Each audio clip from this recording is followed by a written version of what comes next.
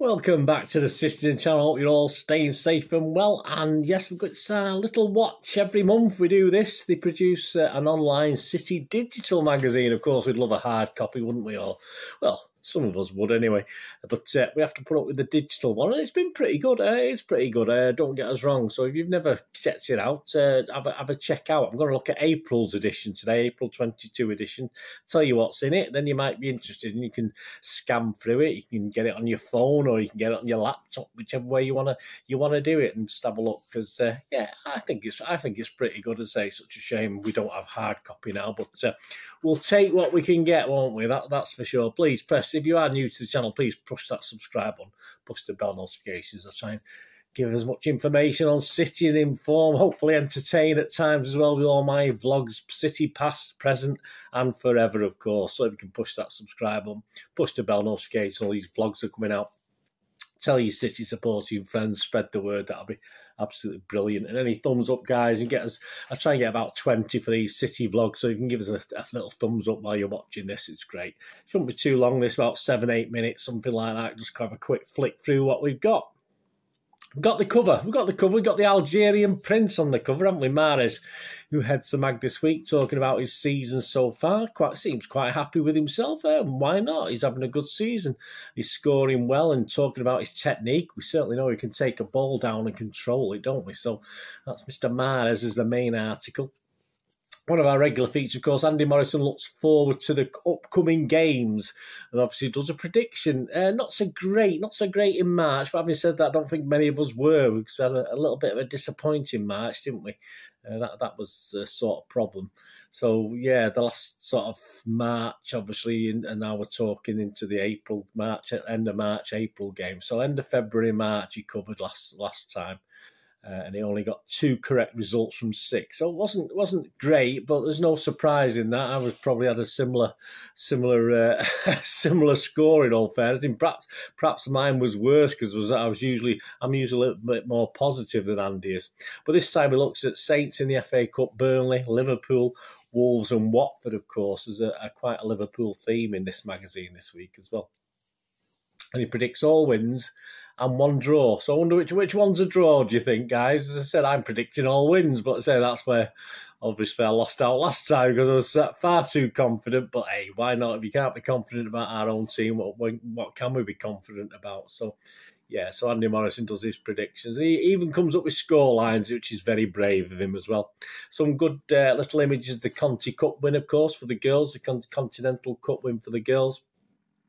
Kieran Slicker comes under the microscope. Yeah, the young EDS keeper. And obviously quite an interesting time because he sort of got promoted, didn't he, to the realms of the first team with the actual injury for Stefan. So obviously he talks about that and the effect and how it's helped him as it's bound to, the extra experience of being with the first team and getting involved and actually getting on the pitch as well, which is fantastic. Nick Cushion is back. That's his part 2 of his feature on his journey, of course, in the City football group and what he's up to now. So this is the second part of that started last month. The list features City's Champions League magic moments. Well, not as magic as we perhaps hope, but yeah, we've had some good moments. I would say good moments. I'm not going to say magic moments because at the end of the day, we've not won it yet. So we can't have anything magical, can we? But it includes things like the 3-2 win over Bayern Munich, both in 2013 and 2014, which were quite magical in their own way, if you like. But obviously, certainly won't be magical till we actually bring that cup home, will it? City women feature on a women's keeper, Karen Barsley. I think she's had a few injury problems this year, hasn't she? So talking about sharing the keeping duties and how it's affected and a positive effect. So, you know, obviously as a team, she's part of the keepers union. The keepers get on, which I believe the men keepers get on very, very well as well, which is how it should be, even though they're in competition with each other. It's a very positive sort of competition for places. So Karen Barsley talks about that on the women's side as well. Staying with keepers, Tranmere Rovers. Yes, Tranmere Rovers keeper Scott Davis, a big City fan, and he sort of chats his City connections. Yeah, there's a sort of theme in this with fans. There's another piece in a little moment. There's a regular feature, of course, on the Fantasy Premier League, which, as it will be coming, obviously, this is the April magazine. There will be a May magazine, of course, and of course you'll get to the final knockings of the Fantasy Premier League, if that's your bag. So it gives you some hints and clues and ideas what to do as we approach the final few furlongs of the season. So putting a football match into horse racing context is a strange way of doing it, but they do it.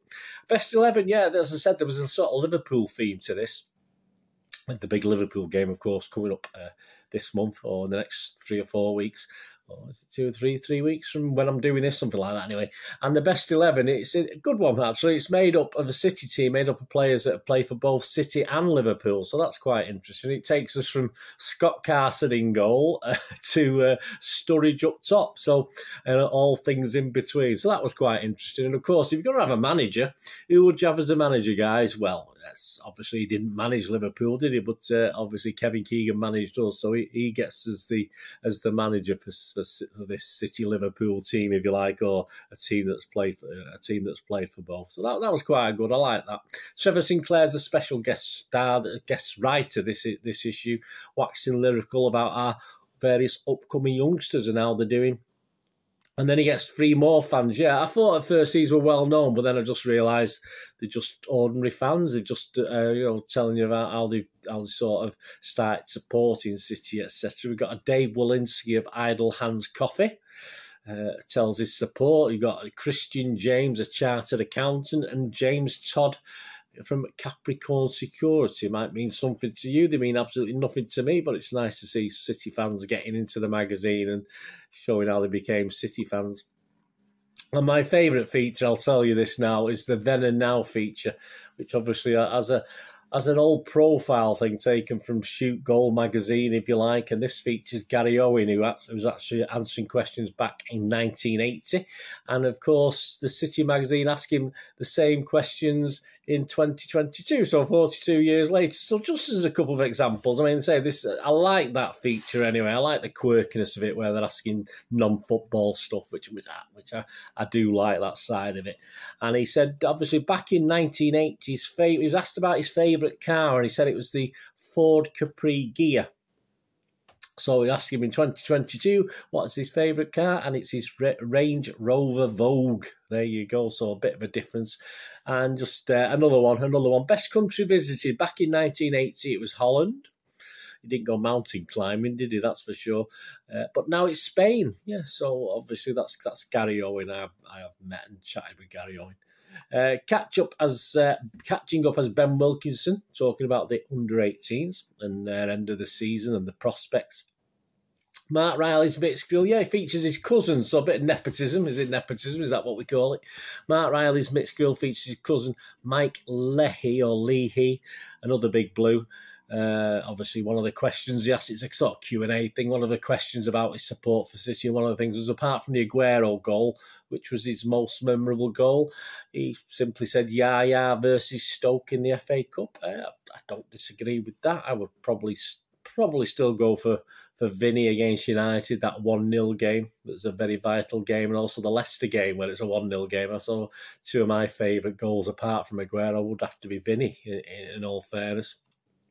Kevin Cummins recalls a photo shoot, and shares some images with John Barnes, so again, the Liverpool connection, and Lightning Seeds lead singer Ian Broody back in 1990, so 32 years ago. So that's a nice little thing from Kevin Cummins. And to finish the magazine, the last word, it looks at the close bond between City and Stockport County. I don't think it's that close now, guys. I mean, it may have been in the past. There's certainly a lot of dislike for City from most Stockport for County fans I've met or know or heard or seen or listened to. So, yeah, I'm not too sure it works off the pitch. It might work on the pitch. It might work behind the scenes. I'm not too sure, but I don't think there's any love lost now. I mean, most City fans are from Stockport anyway, aren't they? So that's how it is. So yeah, interesting. But it's a nice little article. It makes you think a little bit. As I said, wasn't my initial reaction that we have a close bond. That's not the word I'd use for it, in all fairness.